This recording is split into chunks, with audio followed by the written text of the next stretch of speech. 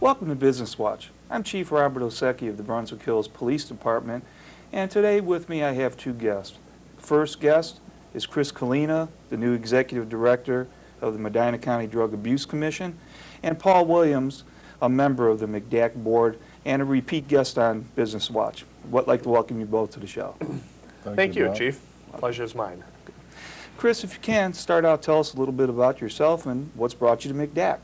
Sure. Well, I bring to MCDAC approximately 10 years of experience working in and around Medina County, and that experience in working with people has really helped me personally as far as helping me slide into the position, being able to hit the ground running, and I believe it's also been able to help the organization because I already had a good working relationship with many of the people that work closely with the organization.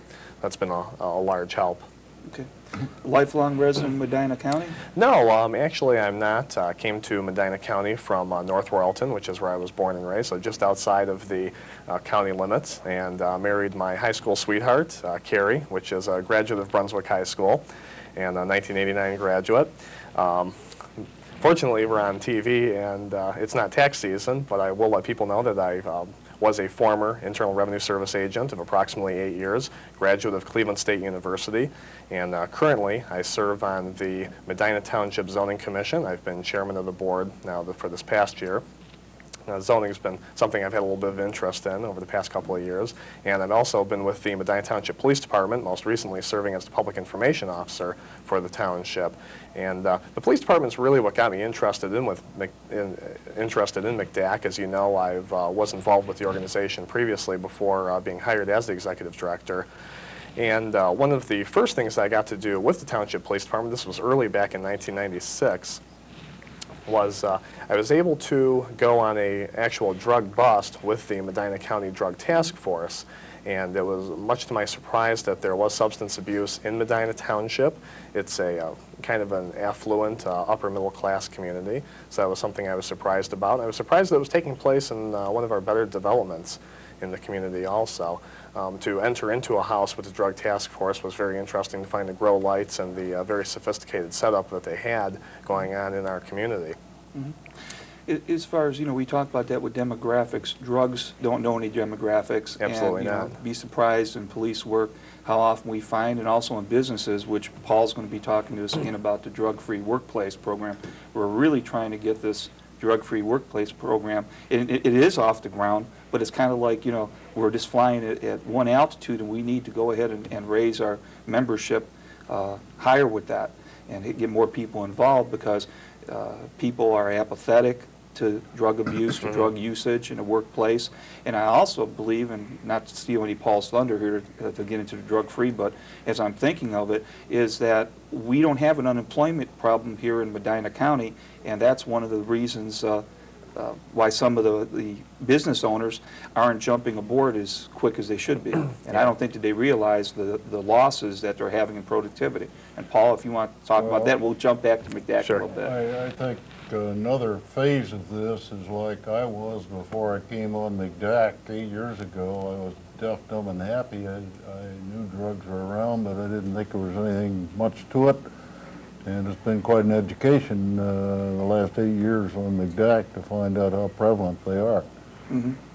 And just for the viewers that know, Paul is the Commissioner's alternate representative now on the MCDAC board.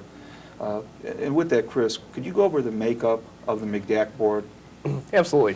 MCDAC was formed in 1987, approximately 12 years ago, and it was formed when the Medina County voters took a progressive, proactive position in the fight against substance abuse here in Medina County. It is a county-wide property tax levy, and that current levy is generating the nearly $900,000 that was allocated to 17 different programs all across our county. The MCDAC board is representative of Medina County by having representatives from Medina, Brunswick, and Wadsworth. All three cities have representatives. The townships and the villages also have representatives that serve on the board, along with the Medina County Commissioners, the Medical Society, and also the Police Chiefs Association, which you happen to serve as their representative. So the MCDAC board truly represents our entire community, And I think those people bring a lot of insight from their home communities to the board, especially during the grant review season. Mhm. Now, we're into the third year of our 5-year levy. Correct. So we'll be coming back to the voters in 2001. MCDAC will be on the ballot. Paul, is MCDAC made a difference in the 8 years, and can you think of some examples of if we've done that? Now, I believe we have, but I'm speaking of experience because I've only been on the board. This is my 6th year I'm starting, so you were on a couple more years than I was. Well, I'm quite sure we have. The Undercover Drug Task Force, for example, both Medina and Midway have indicted a lot of pushers and users. The police tell me that the moles tell them that some pushers stay out of Medina County simply because they're more likely to get arrested here than they are in surrounding counties because of MCDAC levy and the police efforts. The schools, yes, they have problems, but on the other hand, through counseling and education, have made quite an impact on the students, and many graduates of high school, for example, have come back to their drug counselor and thank him for helping them stay clean after they got out in the world. Okay, great. Yeah, I think one of the interesting things is that we are the fastest growing county in all of Northeast Ohio, and there are residents that are moving into Medina County that are coming in from more urbanized areas such as Cuyahoga County and Summit County, and they're coming out here to really escape the problems that they're having in their hometowns where they're currently residing. They don't want their children going to those schools, and they're coming to Medina County because they want to gain a little bit of that small town atmosphere. They feel that their children are going to go to a good school system and be safe, and that they're not going to have the problems that substance abuse brings into a community. And what they don't really realize is that we do have problems with substance abuse in Medina County. It's currently a big problem that's been going on in all the school districts. Obviously, each one of the school districts has their own individual problems, and that's really probably what I find to be the most interesting thing with the makeup of the MCDAC board and how the MCDAC board allocates the funds. Because during the grant review process, which you obviously have a greater knowledge of that entire process, being on both sides of the table than I would, but during the process, the MCDAC board allows the individual grantees to make up their own program that's going to be geared towards their individual community. And what works for students in Brunswick schools may not work for students in Black River. And that's really one of the most unique things about why MCDAC continues to work in Medina County. And the MCDAC board is not telling the different communities how they should be running their programs. It's letting the community tailor the program to their residents and to the population that they're trying to focus on. Currently, while we're talking about the school districts, I recently attended a Share Cluster meeting, and as you know, the Medina County Share Cluster is a group of prevention specialists that get together on a monthly basis, and they talk about what is happening in and around their different school districts. It's a wonderful network of prevention specialists from all across the county, and the Share Cluster also puts on programs for the entire county. The programs are for the students, they're for the staff of the different school districts to keep them up to speed on what is happening in substance abuse in and around our communities. At a recent Share Cluster meeting, it was brought up that by the time students reach high school here in Medina County, 1/3 of our student population has already experimented with alcohol or other substances by the time they reach high school, and after high school that number significantly increases. So the problem is here in Medina County, obviously with the drug sweeps that have taken place in some of the local high schools and the substances that have been found in those high schools. I think that parents out there are starting to realize that this problem is real, and it is something that our students face day in and day out. Some of the programs that the schools are currently putting on, like the DARE program, which is probably the most popular program. It's the one I think that most people realize is out there. It's the one that receives the most publicity on a national level. The DARE program is currently working very well in our some of the more rural Medina County schools. But we also have a Huddle program, which is helping us develop dedication, leadership, and enthusiasm the Huddle program is working in several of our school districts. And that program is unique because it takes high school students and it allows them to teach a curriculum to some of the elementary and middle school students. And as statistics have shown, elementary students and middle school students are much more willing to listen to their peers than they are coming from an adult, such as you or I, telling them they should not be doing something. What school system has the Huddle? Currently, right now, the Black River school system, the Brunswick school system right here is using Huddle, and some of the other more rural school systems like Cloverleaf and are utilizing that program. Now, in Medina City, they have a program that's called PANDA, and that is Prevent and Neutralize Drug Abuse. They're using that program in their middle schools, and that program is geared really to show, to teach the kids about prevention and about how they are actually using prevention every day in their lives. I attended the PANDA seminar that was put on, this was just about 2 weeks ago at Claggett Elementary. And one of the things that they teach the kids is that they're actually using prevention every day of their life, and they never realize it. Kids are brushing their teeth, they're preventing tooth decay. They put their seatbelts on because if in case there's an accident, they're preventing bodily harm from taking place to themselves. And prevention is something that they also need to be taught, and they need to be taught how to resist the peer pressures, and it's something that they need to do day in and day out. And that's really the focus of the PANDA project. Mm-hmm. Well, as MCDAC goes in our philosophy, we have the three-pronged effort, which is the enforcement, the education, and treatment. And there's not one of those inclusively that are the answer. I mean, we found that out on the board, and we've heard success stories, we've heard tears and fears of what's working in different schools, and we have found, and as we vote to allocate about $900,000 a year of county taxpayers' money, and I think we're doing an excellent job, and I'm comfortable with the board that we're doing that.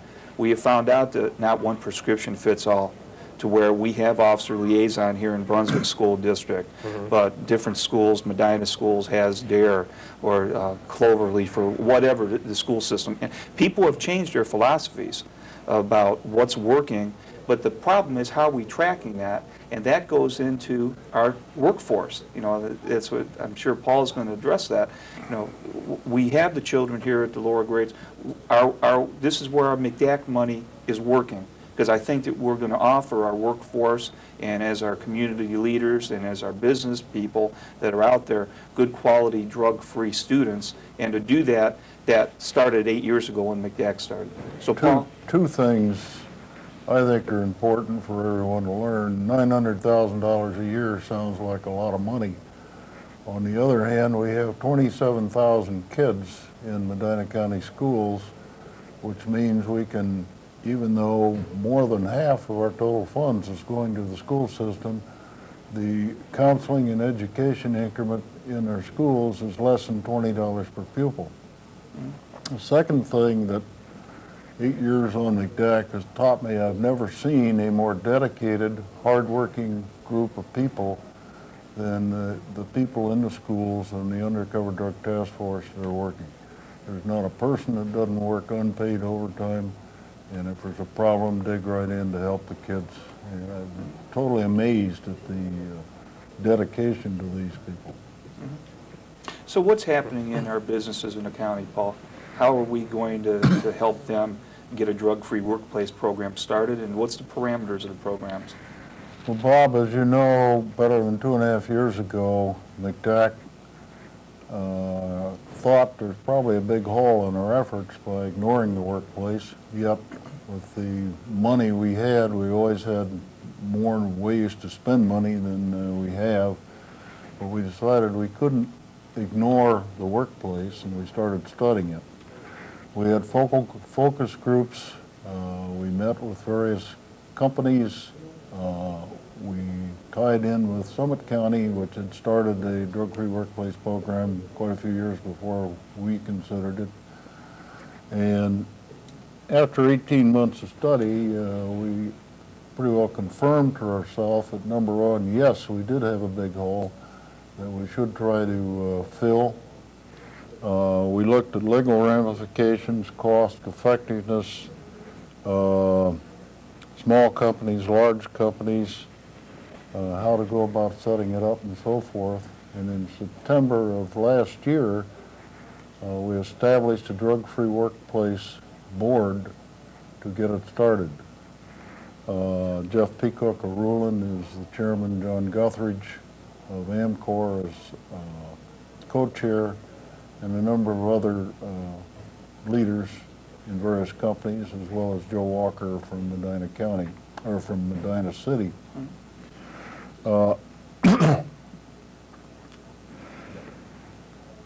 We adapted a manual that had been used for over 8 years by many companies that legally approved. They've had no problems with it.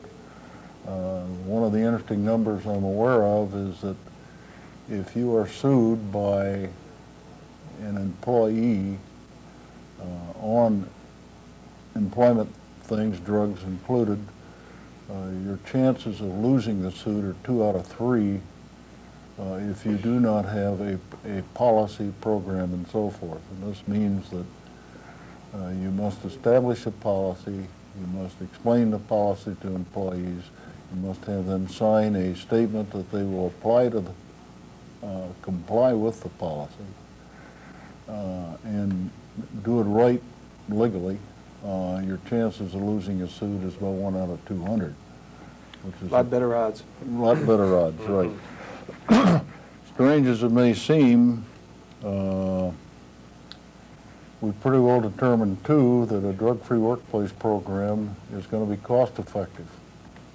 Everything we've seen indicates that depending on how far you go with the program and the situation in the various companies, you'll gain $4 to $17 for every dollar you invest in a drug-free workplace program. Now, what's that back in productivity, hours?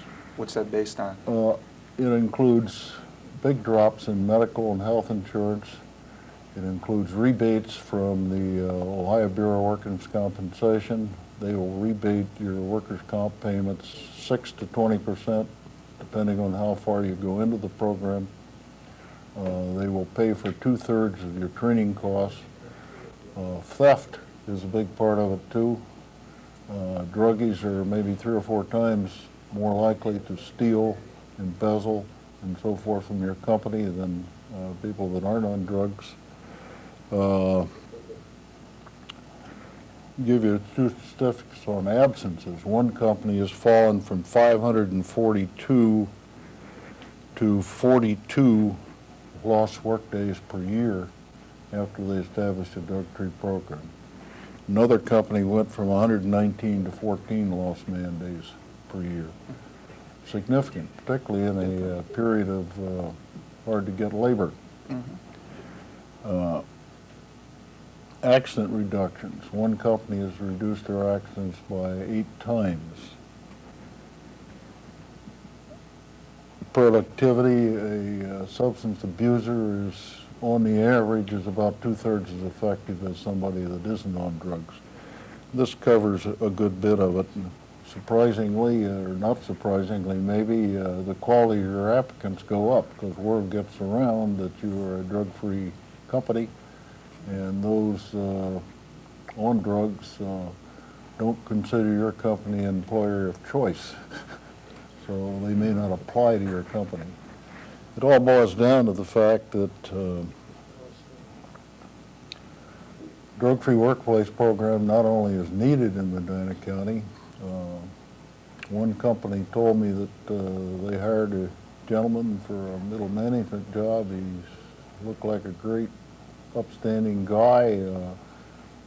They gave him a drug test. He was clean. Turned out that a few months later he was stealing and blind, and they got looking into it. The only reason he was clean is he just got out of jail before he applied for the job. And so background check and so forth is fine. Saving the individual, or trying to, is also important, because an employee assistance program that is basically done with a third-party source to help people recover or maintain their job as well as their health and so forth is another part of drug-free workplace program that I think is very important. I just wanted to point out for the viewers that MCDAC was the lead on the drug-free workplace program here in Medina County, but why our involvement is limited is because we cannot supply money for nonprofit organizations. So I want to point out to the taxpayer that we are not using MCDAC funds to go ahead and make profit companies more money. All we're trying to do is to build a safer workplace. We're trying to help to provide better services for the people in the county, because we definitely don't want to get accused or involved that our involvement is for anything else for financial reasons. It's just a part of what our circle is to better serve the residents of the county. That's a very good point, Bob, and I'm liaison with MCDAC to the drug-free workplace program, but the members actually run their own show. And I think that's important. Yes, and definitely. So, I just want to reiterate again that I've supported this drug-free workplace program. I just wish that more people would get involved with it, jump aboard, and take advantage of some excellent training. And Chris, if you could talk about the last training session that we just had, I'd appreciate that. Sure. The one thing I would also like to point out is that I personally feel that the drug-free workplace partnership will actually have an end result of saving all of our taxpayers in Medina County money. If you take a look at the state average, currently the state of Ohio is spending $7 billion a year on the related problems, the secondary related problems of substance abuse in our state. That breaks down to an average of around $650 per person, statewide average, using the same estimates that the state of Ohio has used to calculate their average, which includes a lot of different items, such as crimes, assaults, the cost of medical for the individuals, etc. Also losses, theft, things of that nature. Using the same state formula that they use to calculate that, Medina County residents are only being cost about $500 per resident as the breakdown. So the MCDAC programs are certainly working here in Medina County as far as prevention, treatment, and enforcement, and they are saving the residents about $150 on the average. And I believe Paul worked on some of that averaging to figure that out. The interesting portion of that, $500 per person, may not grab you as being a lot of money. On the other hand, you multiply that by the number of people in Medina County, and it's over $70 million a year, which is almost double the total county administration budget. Staggering figures, aren't they? Yes, they are. So when you take a look at the cost savings that the MCDAC programs have already had here in Medina County, by expanding that and having a secondary program such as the Drug-Free Workplace Partnership take off, and if it is successful here in our community, it will certainly have a cost savings for all the residents and taxpayers in our community. Now, as far as the last program is concerned, that just happened last week. It was an excellent program. It started off with attorney Natalie Grubb, who spoke about the legal aspects of a drug-free workplace partnership, and it was then followed up by Carol Tatton. Now, Carol, and Paul has met with Carol several times, Carol Tatton is with Branch Roofing, and Branch Roofing had some serious problems with substance abuse that they weren't even aware of initially. What happened was one of their vendors had come to them and informed them that he felt they had a problem, and they kind of shrugged that off. They really didn't believe that there would be something so widespread in the company. And it then went from vendors to customers, and to even their own employees were telling them that they had a problem with substance abuse. So they took a pretty progressive step and began some workplace testing. And out of 20 employees that they had, there were only 6 of them that came out clean. So Carol had a pretty interesting story to tell, and both the positives and negatives. And after that, we then had Kathy Fisher, who is with the Ohio Bureau of Workers' Compensation, and she discussed the savings that companies can reap by starting a drug-free workplace, and as far as their workers' comp costs are concerned. And what is that percentage of reduction on the average? Do you have a figure on that? That can be anywhere from, I believe it starts off at 6% all the way up to a 20% reduction. Pure workers' compensation, Yes, yeah. depending on the level of program that you start off with, because they do have different levels that you can begin at. The neat thing about the Drug-Free Workplace Partnership is that it is a completely volunteer organization. It's run by local companies here in Medina County, and they are providing free assistance to companies that want to get started. They're providing free materials to those companies. And on top of that, they're also going out, they're doing some individual visits, and Paul's made himself available to go out and speak one-on-one with some of the companies that are out there that are interested in getting a program like this started. So the workshops are just one of the ways that the companies can benefit. We had approximately 30 companies that came to the last workshop, and I feel that they all left that workshop with some very valuable information on what's happening as far as substance abuse, not only in Medina County, but what's happening in some of the smaller cities also, and that it is a problem. Again, the partnership, for anyone that's interested, will make a legally approved manual to start up or operate, a resource list for who does drug testing, who has the Employee Assistance Program, and so forth.